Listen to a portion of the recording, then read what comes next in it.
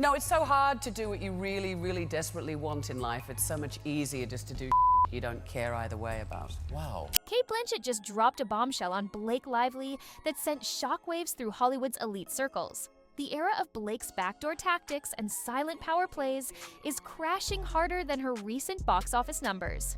This time, it wasn't some Instagram filter battle or PR stunt.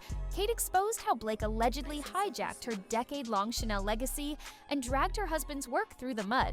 And while celebrities clash all the time, this confrontation reveals something far darker about how Hollywood's power dynamics really operate behind closed doors.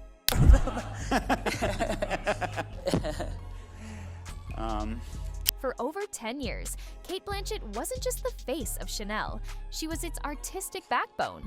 Unlike celebrities who pose and post, Cate brought genuine elegance and artistic credibility that transformed marketing into art. In 2020, her husband Andrew Upton even wrote a sophisticated black and white silent film that Chanel eagerly incorporated into their cinematic collection.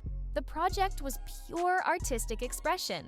2 women, 1 story, no words, just raw emotion without the marketing fluff. Being attractive doesn't preclude being intelligent. This wasn't just another brand deal, it was a creative partnership that elevated both Cate's artistic vision and Chanel's legacy of sophistication. While other celebrities fought for followers and filter perfection, Cate quietly built something with substance and staying power. Her collaboration represented what luxury branding was supposed to be: timeless, not trending. What is your moral compass? Where does kindness and humanity sit in a brutal world? Because those are important questions to ask right now. In my vagina. Then without warning, Cate reportedly received a bland corporate email stating, "Creative alignment is no longer in place. Industry code for you've been replaced." No explanation, no discussion, just corporate ghosting at its finest. Within days, Blake Lively was announced as the new face of the exact same campaign Cate had been developing for nearly 2 years. Well, my husband, Andrew Upton and I ran the Sydney Theatre Company he ran it for 10 years almost, and this is the culmination. This is the last play he programmed. Andrew's silent film script vanished overnight. The artistic vision Cate had crafted disappeared. In its place emerged a hyper-branded crossover between Chanel, Netflix, and Blake's latest business venture, complete with filtered photos and empty empowerment quotes carefully calibrated for maximum social engagement. The real drama unfolded at a private Chanel event at a French chateau.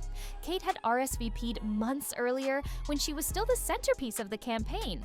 Everyone expected her to cancel, but she showed up, calm, composed, and completely unbothered.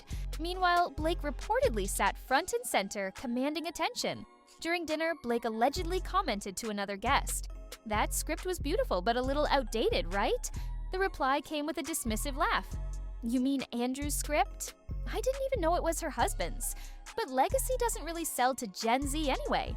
Cate overheard everything from just 2 tables away, listening as her husband's work was called outdated and watching her creative legacy be rebranded as some fresh, youth-obsessed project. Yet she never reacted, never said a word. Because when you know what's happening is beneath you, you don't stoop to argue. On April 16th, 2023, Chanel's carefully constructed narrative collapsed when a British fashion magazine accidentally published an article that had clearly been prepared for Cate Blanchett's original campaign. The article wasn't even intentionally controversial, it was just honest, and that was the problem. The piece named Andrew Upton as the screenwriter detailed the black and white minimalist concept and made it painfully obvious that filming had been scheduled for March with Cate locked in since 2020. This wasn't a creative pivot, it was a complete replacement. 3 hours later, the article vanished like it never existed. But Chanel's PR team severely underestimated the internet. Screenshots were already circulating on Reddit before they hit delete. Side-by-side comparisons emerged, showing disturbing similarities between Cate's original concept and Blake's final version. Same structure, similar phrasing, even the same closing line. This wasn't a rebrand. It was copy-paste with a different actress. While Blake's team scrambled with damage control, Cate Blanchett responded in the most elegant way possible, through art. In June 2023, just 2 months after the article disappeared, Cate and Andrew quietly premiered a surprise play at the Sydney Theatre Company. No red carpet, no Netflix deal, just a minimal listing and an announcement. The plot centered on a woman who loses control of her narrative when a younger woman steps in, takes over the story, and convinces everyone it was hers all along. The play was originally titled Lines That Weren't Meant to Be Read, but they changed it after the first preview. Only 400 people attended opening night. No press, no critics, but someone recorded a 1-minute clip from the third act that detonated across social media. Cate's character delivers a line that couldn't be misinterpreted. The worst part isn't that you took it, it's that you convinced them it was always yours. And now when they applaud, I'm clapping too, because I don't even recognize what they're praising anymore. By mid-July 2023, Blake's carefully constructed image began crumbling. A leaked email from her senior brand manager contained one damning sentence. If Cate's going to go the art revenge route, we'll need to elevate the language around Blake's arc, shift messaging to creative reclamation. That phrase, creative reclamation, became an instant punchline. Social media users tore it apart. Creative reclamation is what you call it when you steal someone's story, get caught, and then try to rename the theft like it's performance art. The disasters continued mounting. A fashion talk show had planned a Chanel special with Blake as the main guest, but a leaked behind-the-scenes clip revealed the host rehearsing, "We're so excited to talk with Blake Lively about her new Chanel project, and what really happened to the version that was supposed to feature Cate Blanchett." Once Blake's team discovered this just hours before filming, they pulled her from the show entirely. No appearance, no explanation, just a vanishing act that only intensified speculation. The leaked rehearsal clip hit 2 million views with a devastating caption, "They cut this before Blake ghosted the show." The final blow came when Blake's highly anticipated Vogue cover was quietly pulled 48 hours before publication. Inside sources revealed it wasn't an editorial decision, but pure reputation management. The backlash had grown too loud too quickly, with one senior writer admitting, "We couldn't justify putting her on the cover anymore." Meanwhile, a quote Cate had given months earlier during a Berlin Awards speech suddenly resurfaced. "There's a difference between honoring the story and owning it like it was always yours." The internet immediately connected the dots, giving her words new significance. The hashtag number Cate the Last Act began trending everywhere as fans flooded timelines with red carpet clips and throwback interviews, reminding people why Cate had always been in a league of her own. It wasn't just nostalgia, it was a reclaiming, showing that legacy isn't built on likes but on staying power. Then came the ultimate statement.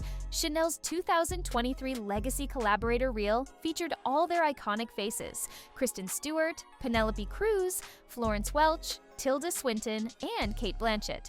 But Blake Lively completely edited out like she was never part of it. The caption from a Chanel fan account with over 300K followers didn't hold back. They kept Florence. They kept Kristen. But Blake, not even. The most damning evidence came from 2 side-by-side screenshots.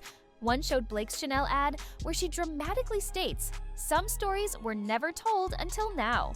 The other showed the deleted article about Andrew Upton's original script, which ended with, "Some stories are best told in silence."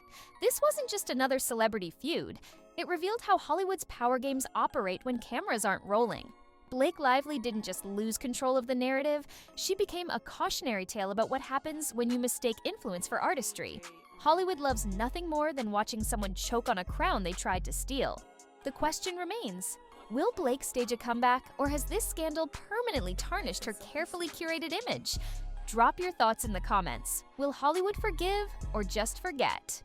This celebrity clash between Cate Blanchett and Blake Lively transcends typical Hollywood drama, revealing deeper truths about authenticity in an industry built on carefully crafted personas. What began as a corporate replacement evolved into a masterclass in dignified response when Cate chose art over antagonism, letting her work speak volumes about alleged creative appropriation. The incident illustrates the stark contrast between building a legacy through artistic integrity versus chasing trending relevance. Cate's decade-long Chanel partnership represented a genuine creative collaboration that elevated both the brand and her artistic vision. when this partnership was abruptly terminated and her husband's work allegedly repurposed. The subsequent backlash demonstrated that audiences can distinguish substance from stylized marketing. The public's overwhelming support for Cate suggests a cultural shift toward valuing authenticity over influence. While social media followings and filtered perfection may generate immediate engagement, they often lack the staying power of artistic credibility. The viral spread of Cate's theatrical response, the worst part isn't that you took it, it's that you convinced them it was always yours, resonated precisely because it spoke to universal experiences of having one's work diminished or appropriated. Perhaps most revealing was the industry's ultimate response. When Chanel quietly removed Blake from their legacy collaborator reel while retaining other ambassadors, it signaled a recognition that brand associations must withstand scrutiny beyond immediate marketing potential. The incident serves as a reminder that in entertainment's ecosystem, perception management cannot indefinitely outrun substantive contribution. As this saga continues unfolding, it prompts questions about how we measure success in creative industries. Is it measured in followers and filters, or in creating work that withstands scrutiny and time? For celebrities navigating their public personas, the lesson appears clear. Authenticity may be more difficult to manufacture, but far harder to dismantle.